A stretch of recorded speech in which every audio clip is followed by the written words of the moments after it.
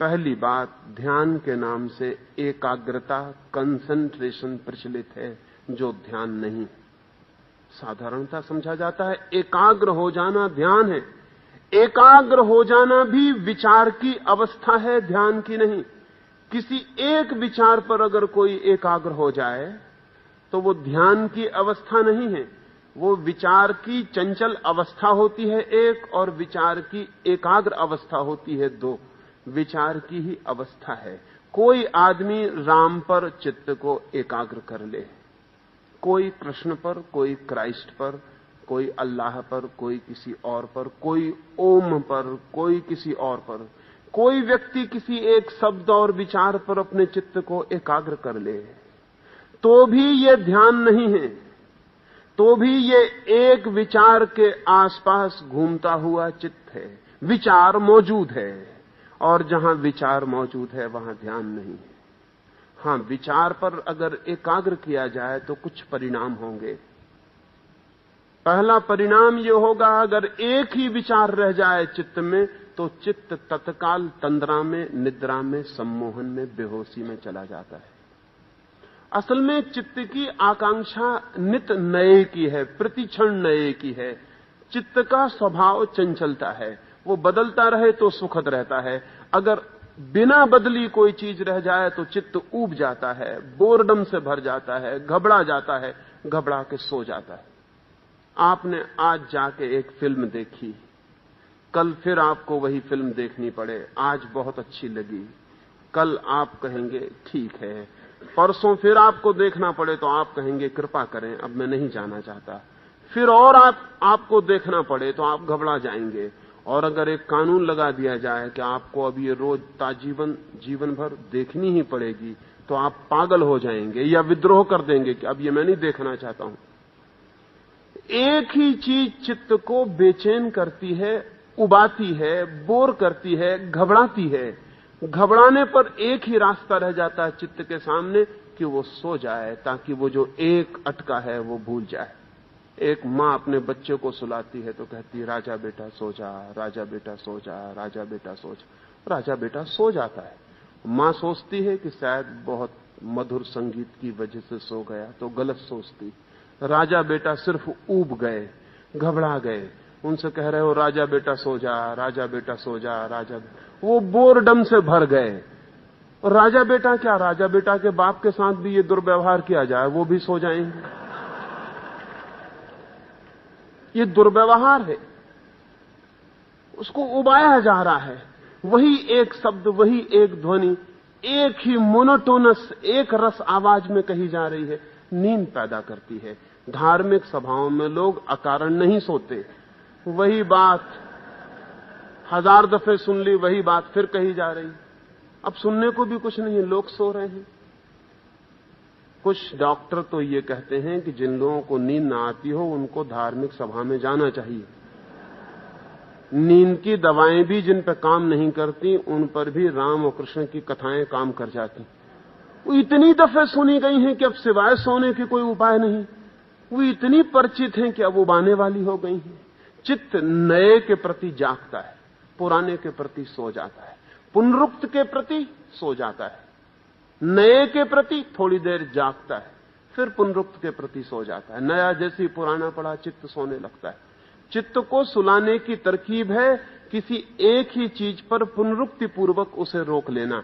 एक आदमी बैठ के कहता रहे राम राम राम, ओम ओम ओम, कुछ भी शब्द चुन ले और कहता रहे, कहता ही चला जाए, चित्त घबरा जाएगा, फिर तंद्रा पकड़ लेगी, फिर चित्त सो जाएगा, फिर चित्त निद्रा में चला जाएगा। सम्मोहन का शास्त्र कहता है, हिप्नोटिज्म कहता है, कोई भी एक चीज को पुनरुक्त करो और तुम बेहोश हो सकते हो। पुनरुक्ति बेहोश लाने की दवा है। किसी भी चीज को तीव्रता से दोहराते चले जाओ और तुम सो जाओगे। चित्त अचेतन हो जाएगा, चेतन अचेतन में लीन हो जाएगा।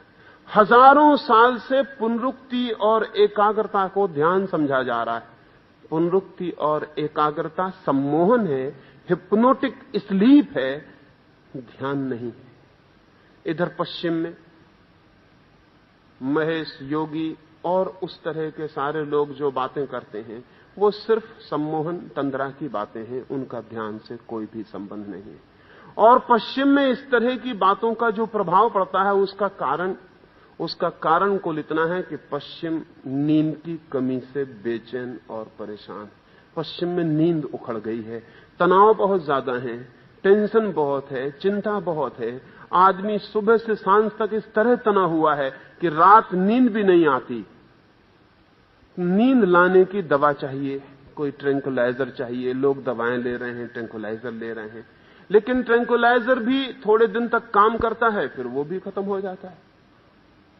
तो पश्चिम में नए नए जो एकाग्रता के प्रभाव चल रहे हैं उसका और कोई कारण नहीं, उसका कुल कारण इतना है कि ये मंत्र जाप से भी नींद आने में सुविधा होती है। मंत्र जाप भी निद्रा लाता है, इतना फायदा है, लेकिन निद्रा ध्यान नहीं है। तो एक तो पहली बात ये ख्याल में ले लें, एकाग्रता कंसंट्रेशन ध्यान या मेडिटेशन नहीं है। एकाग्रता बात ही और है, ध्यान बात ही और है।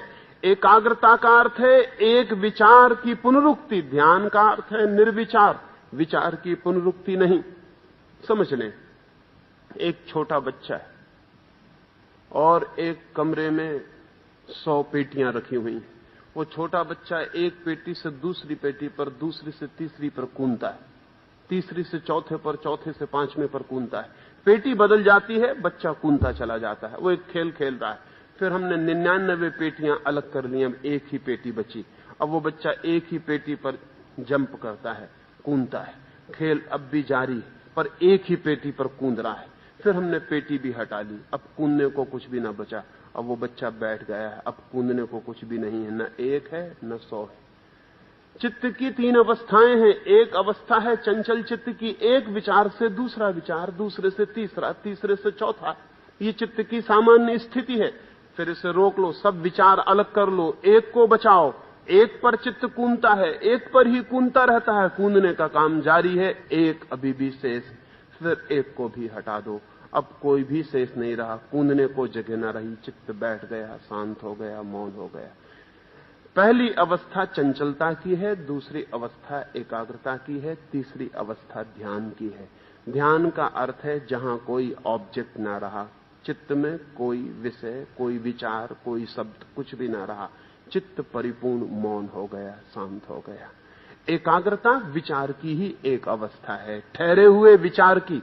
एक नदी भाग रही है, ये चंचल चित्त की अवस्था है। एक नदी ठहर गई है, जम गई है, तालाब बन गई है, ये एकाग्रता की अवस्था है। एक नदी बची ही नहीं, धूप में सूरज में उड़ गई है, सिर्फ खाली नदी का रेत का पाट रह गया, अब नदी है ही नहीं। ये ध्यान की अवस्था है। ध्यान और एकाग्रता में फर्क किए बिना कोई समझ नहीं पाएगा ठीक से कि ध्यान क्या है।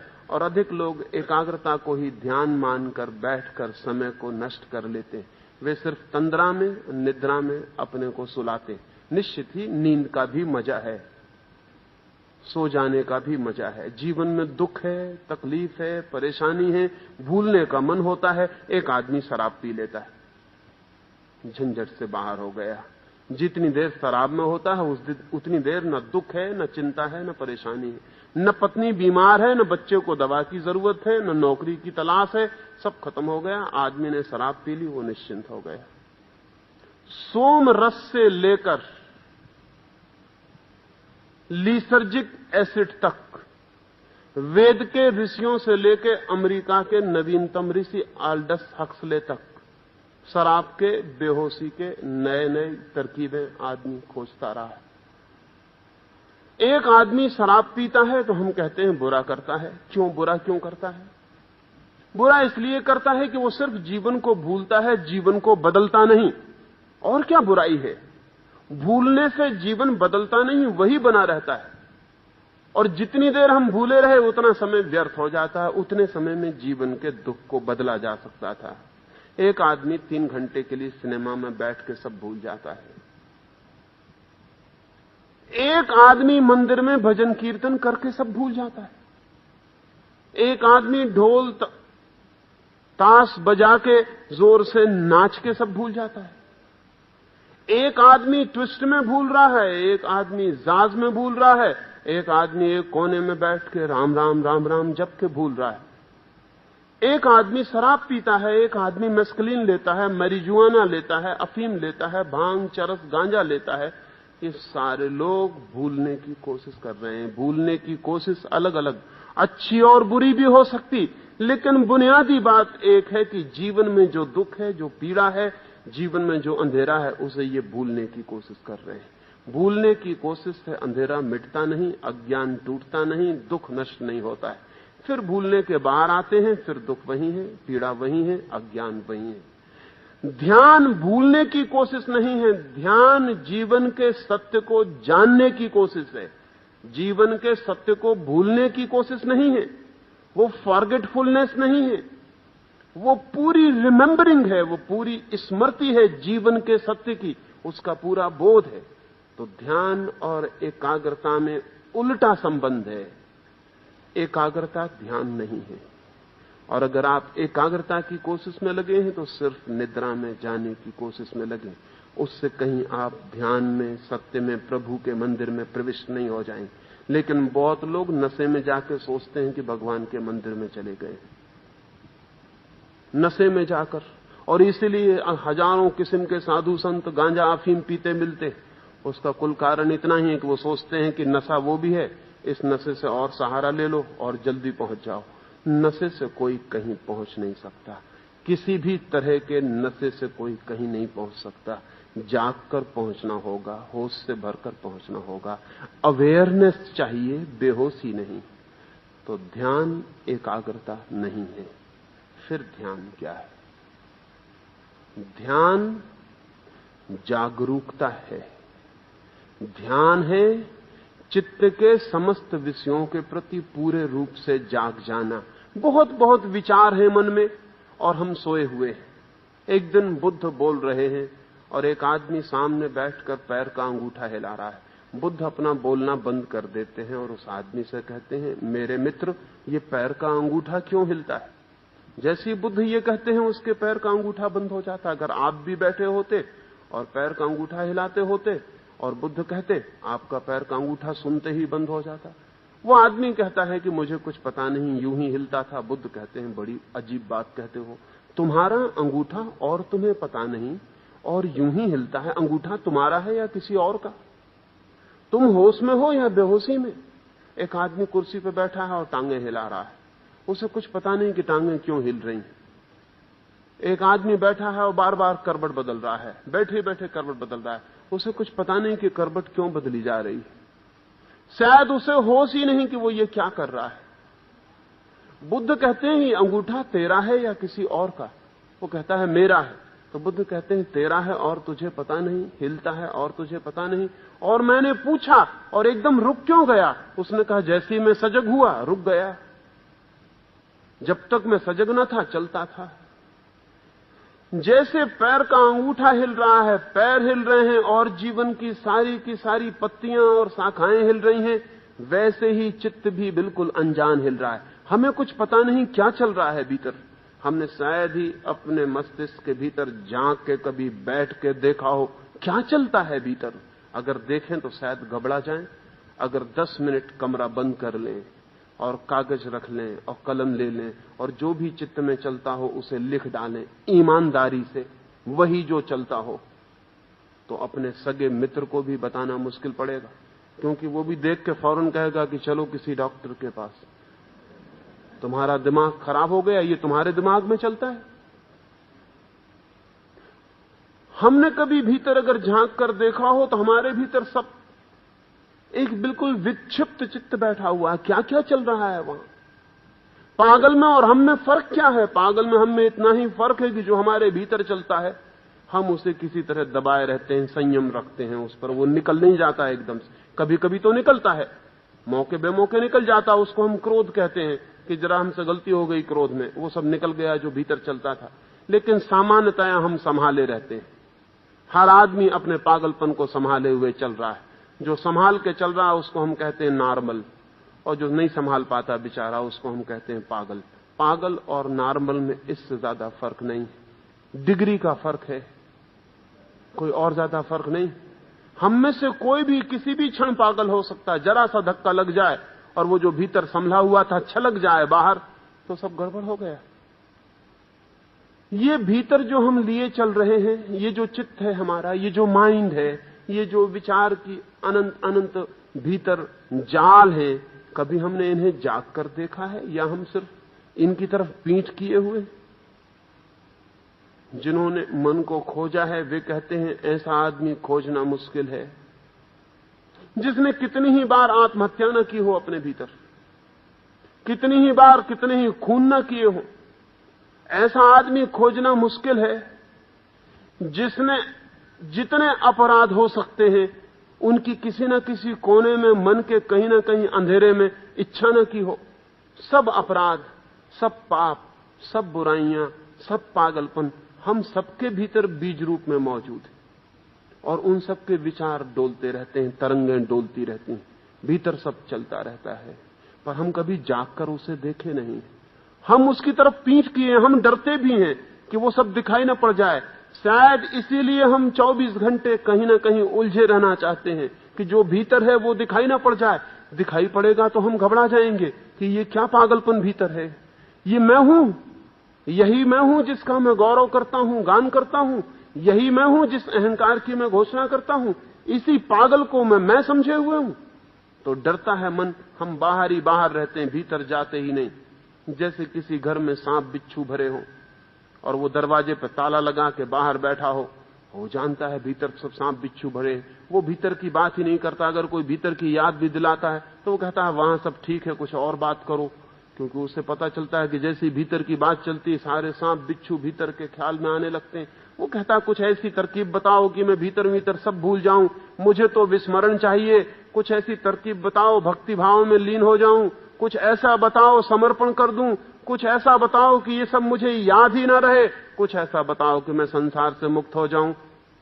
वो मुझे भीतर जो सांप बिच्छू भरे हैं, वो जो अंधेरा भरा है, उसे देखने की हिम्मत नहीं जुटा पाता। और उसे पता नहीं है कि जब तक वो देखने की हिम्मत ना जुटाए तब तक वो सांप बिच्छू विदा ना होंगे। वो ना देखने से ही पैदा हुए हैं, वो वहां मौजूद न होने से ही इकट्ठे हुए हैं। अगर मैं वहां चला जाऊं पूरे होश से भरकर तो वे ऐसे ही विलीन हो जाएंगे जैसे कोई दिए को लेकर अंधेरे को खोजने चला जाए और जहां जहां जाए वहीं वहीं अंधेरा ना पाए।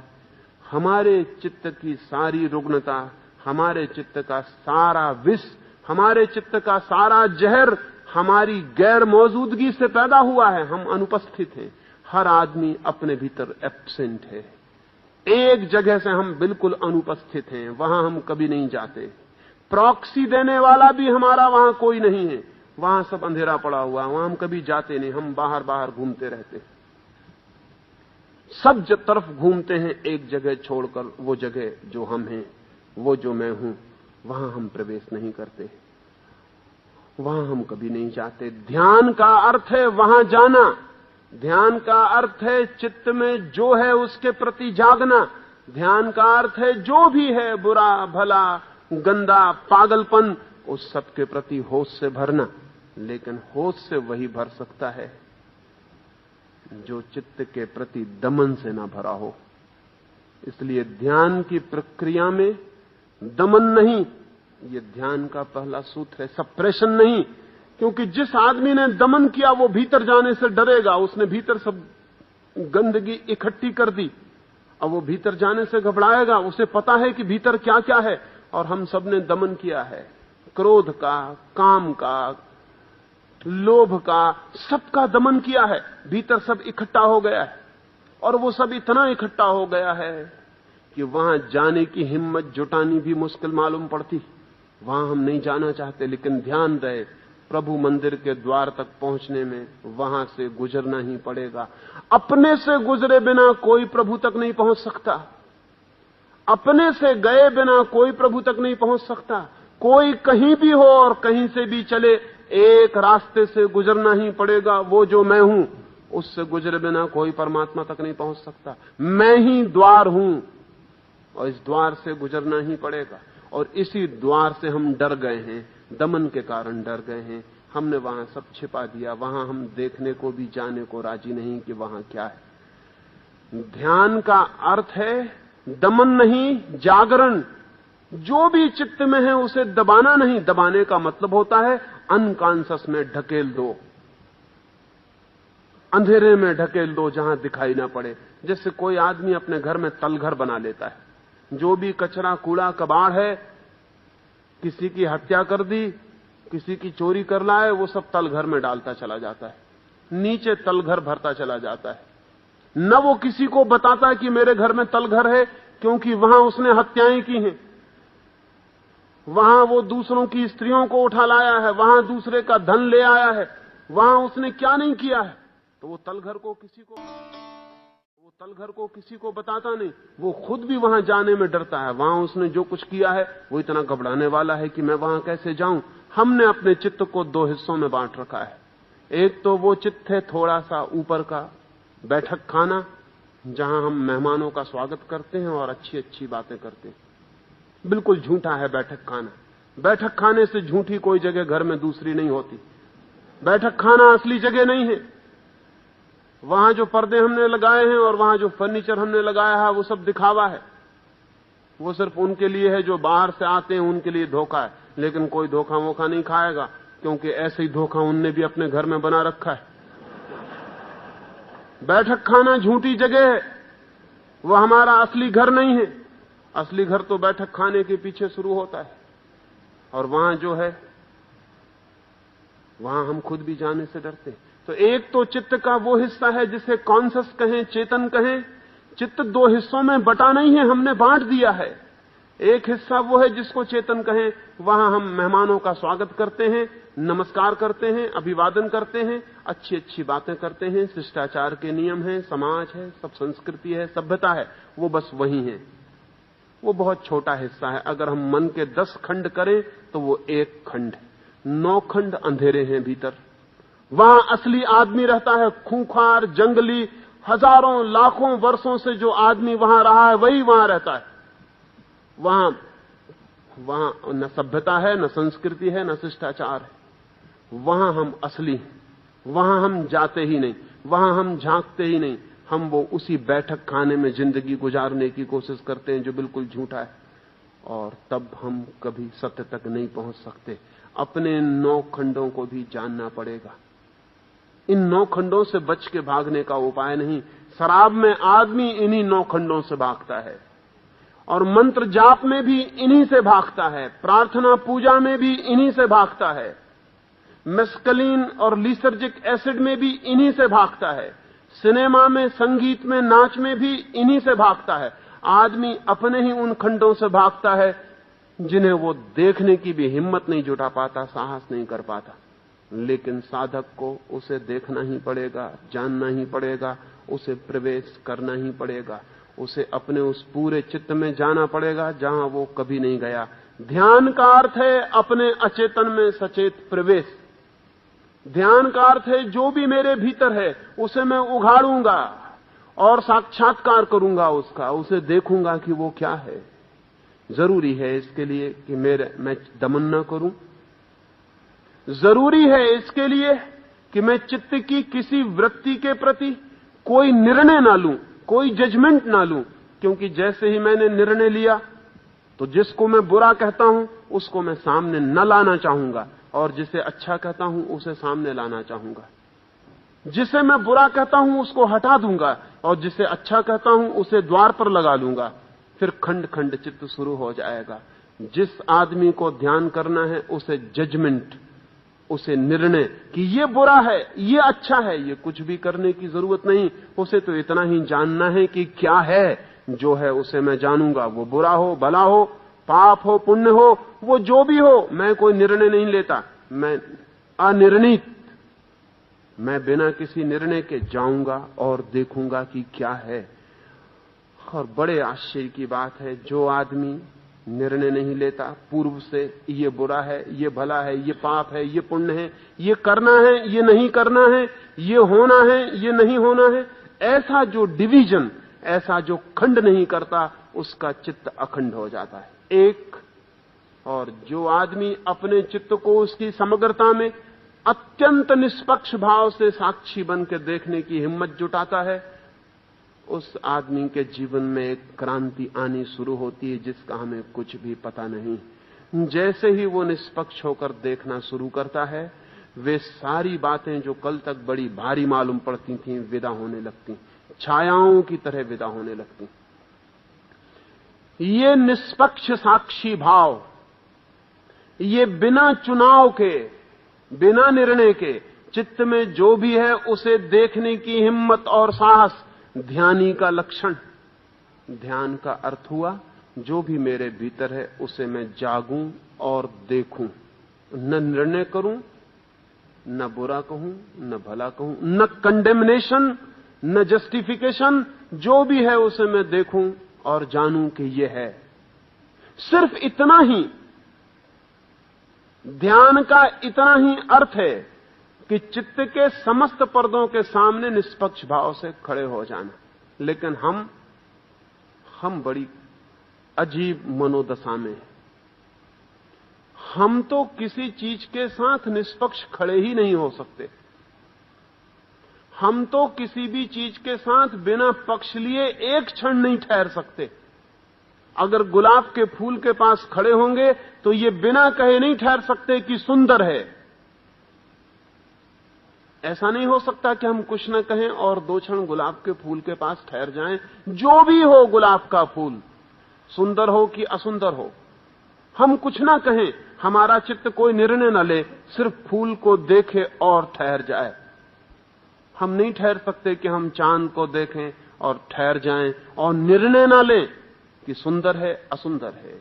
एक स्त्री का चेहरा दिखाई पड़े, एक सुंदर युवक का चेहरा दिखाई पड़े, तो यह असंभव है कि हम ये सोचे बिना एक क्षण रुक जाएं कि इसे मैं पालूं, इसका मैं मालिक हो जाऊं।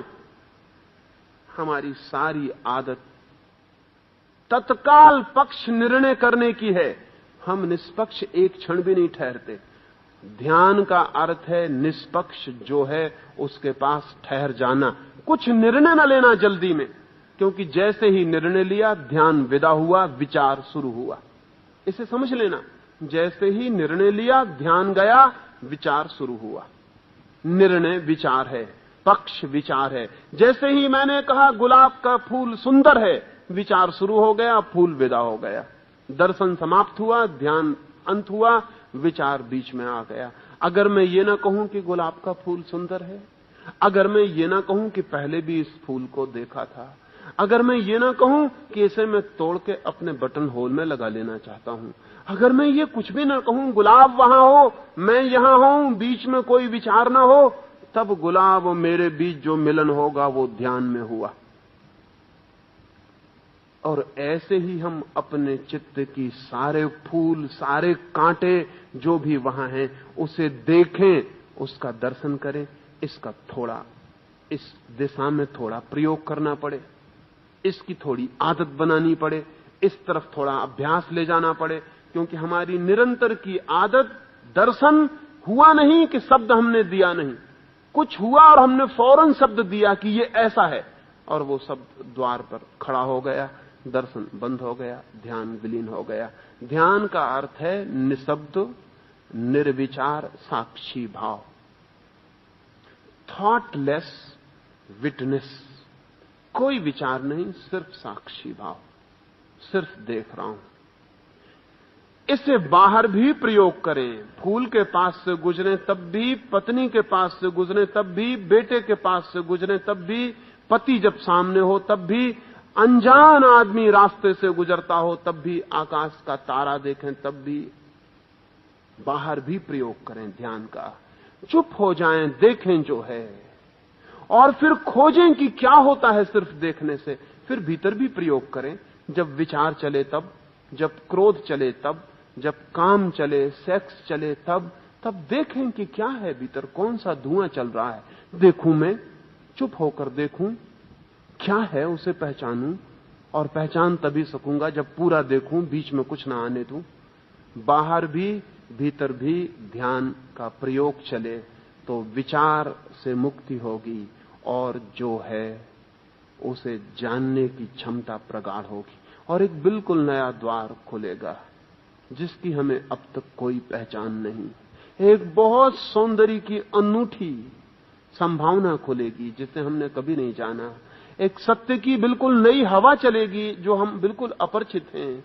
कुछ ऐसे फूल खिलेंगे, कुछ ऐसी सुगंध होगी जिसे हम पहचानते ही नहीं। कुछ अज्ञात हम में प्रवेश करेगा। ध्यान के अतिरिक्त अज्ञात कभी प्रवेश नहीं करता। विचार तो ज्ञात का ही पुनरुक्ति है।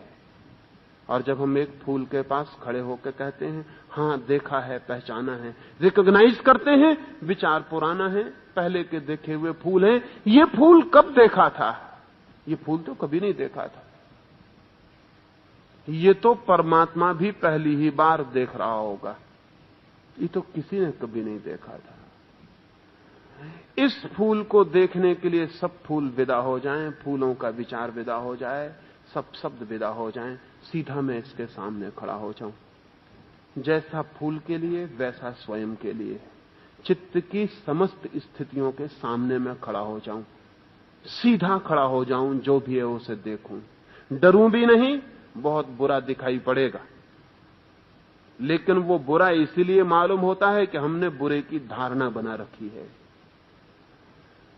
प्रशंसित भी ना हो जाऊं, बहुत पुण्य भी दिखाई पड़ सकते हैं, बहुत प्रेम भी वहां दिखाई, लेकिन प्रशंसित भी ना हो, निंदित भी ना हो, क्योंकि जैसे ही मैं हुआ, मन चित्त डमाडोल हुआ, ध्यान विलीन हुआ, विचार शुरू हुआ।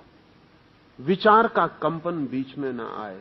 एक दर्पण की भांति, जैसे खाली दर्पण जिस पर कोई धूल नहीं, वैसे मैं स्वयं को देखने की दिशा में चलूं।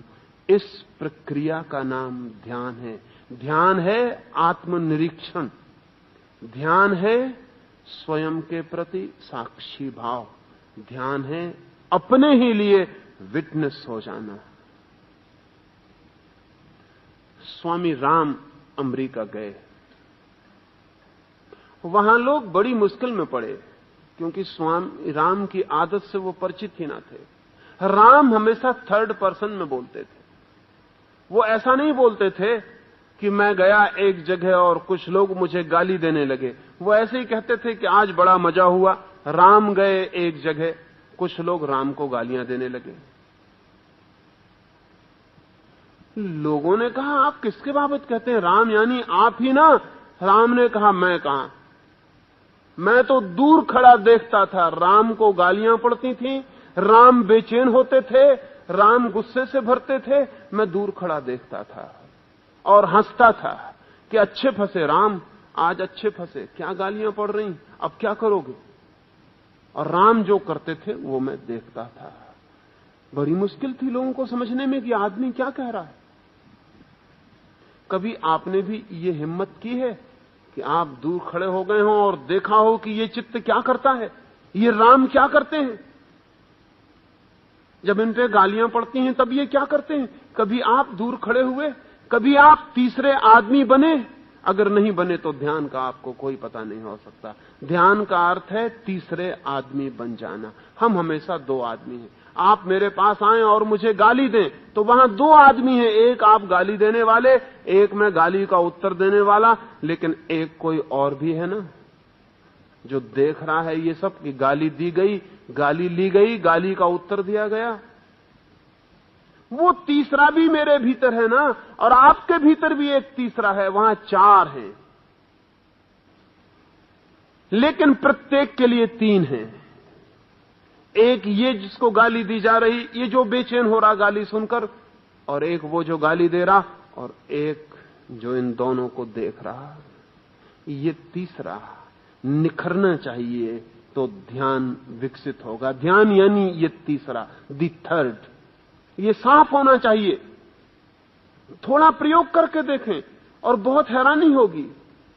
पैर में चोट लगी है, दर्द हो रहा है, कष्ट हो रहा है, सिर दुख रहा है, थोड़ा देखें कि दो हैं वहां या तीन। दर्द है, दर्द जिसे हो रहा है वो है, कोई एक और भी है जो दोनों को देख रहा है कि दर्द भी है और दर्द हो रहा है, और कोई एक और भी है, एक और भी है। वो एक और भी साक्षी होने से क्रमशः प्रकट होगा। सिकंदर हिंदुस्तान आया, वापस लौटता है, उसके मित्रों ने कहा था एक सन्यासी भी ले आना। सब लूट के जब जाने लगा है तो एक गांव में ख्याल आया कि एक सन्यासी तो और ले आए। तो पूछा किसी से, कोई सन्यासी होगा? था एक सन्यासी। 2 सिपाही भेजे कि ले आओ उसको और कहो कि हम तुम्हें शाही सम्मान देंगे, सुविधा देंगे, आदर देंगे, हमारे साथ यूनान चलो, महान सिकंदर की आज्ञा है। वो सिपाही नंगी तलवार लेकर गए, उस सन्यासी से कहा चलो, महान सिकंदर ने कहा है।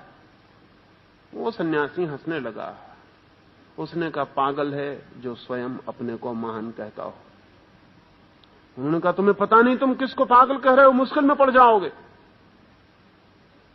तुम्हें आज्ञा दी गई है, चलो हमारे साथ। उस सन्यासी ने कहा तुम्हें शायद पता नहीं, सन्यास का अर्थ ही यह होता है जिसने सबकी आज्ञा पालना छोड़ दिया।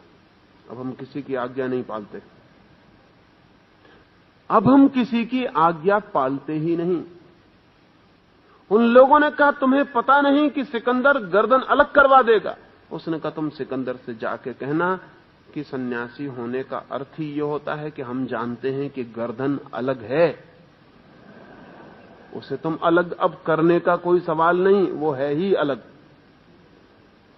सिकंदर को खबर की गई, सिकंदर खुद गया और उसने कहा कि तुम भयभीत नहीं होते, ये तलवार देखते हो? उस सन्यासी ने कहा भयभीत?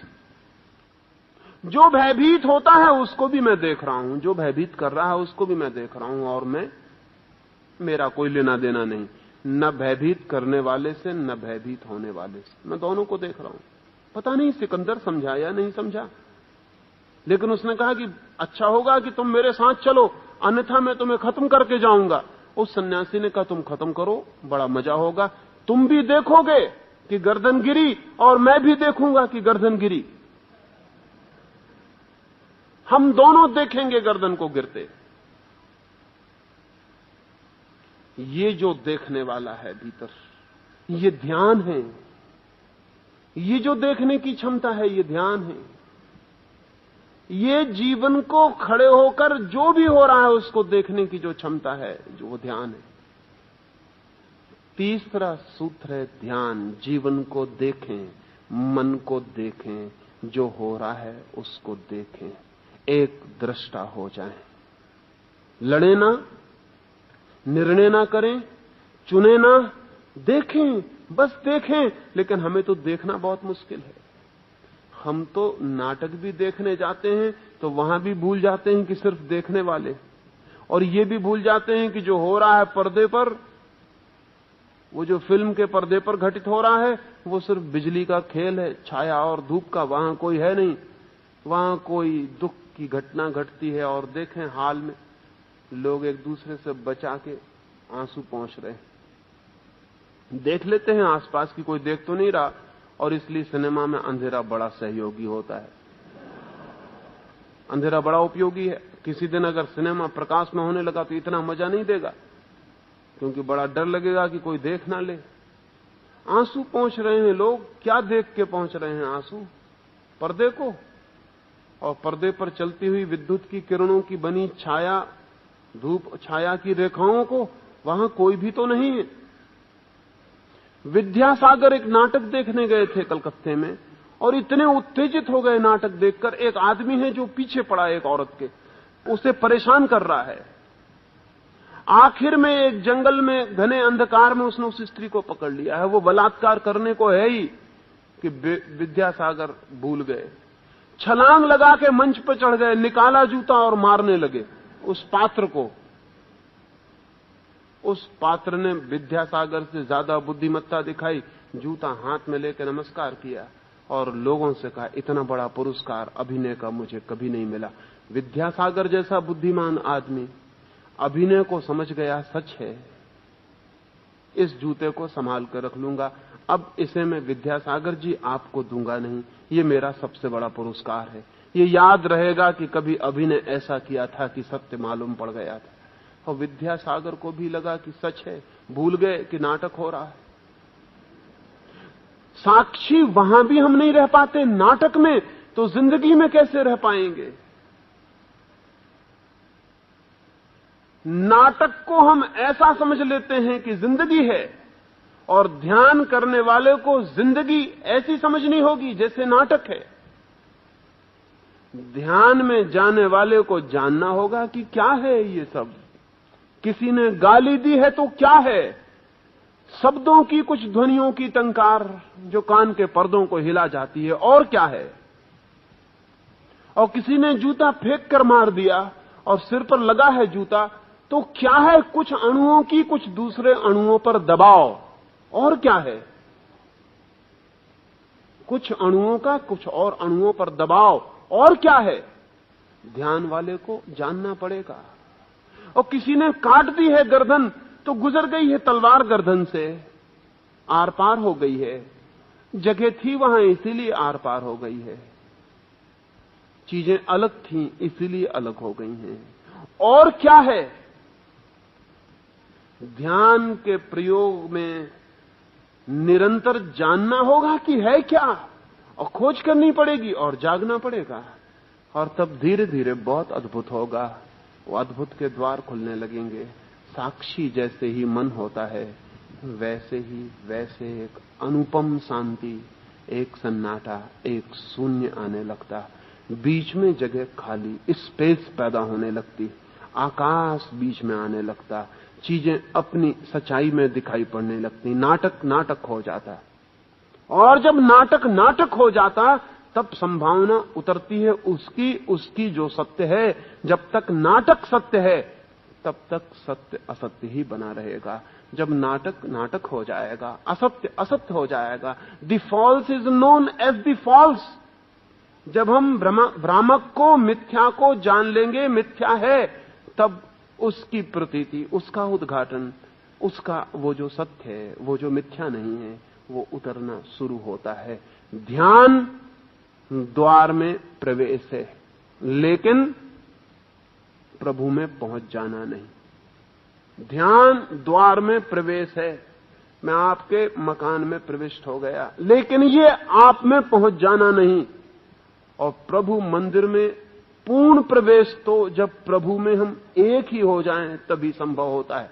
तो तीसरा सूत्र है ध्यान साक्षी भाव। इसमें द्वार खुल जाएगा, आप भीतर पहुंच जाएंगे। लेकिन फिर भी एक रुकावट है। प्रभु और है, आप और हैं। मंदिर में पहुंच गए, वो और है, आप और हैं। सत्य दिखाई पड़ा है, लेकिन सत्य वो रहा, आप ये रहे। अब ये फासला भी टूट जाए तो ही सत्य को उसकी परिपूर्णता में जिया और जाना जा सकता है। अभी सत्य को देखा गया बाहर से, दूर से। अभी सत्य को पहचाना गया बाहर से, दूर से। अभी सत्य ही नहीं हो जाया गया है। सत्य को जानना ही नहीं है, सत्य को जीना भी है। सत्य को देखना ही नहीं है, सत्य हो जाना भी है। परमात्मा में पूर्ण प्रवेश स्वयं के परमात्मा हुए बिना नहीं हो सकता है। ध्यान के भी ऊपर उठना होगा। कल चौथे सूत्र में हम ध्यान के भी पार चलें, समाधि। मेरी बातों को इतनी शांति से सुना, उससे अनुग्रहित हूं और सबके भीतर बैठे परमात्मा को प्रणाम करता हूं। मेरे प्रणाम स्वीकार करें।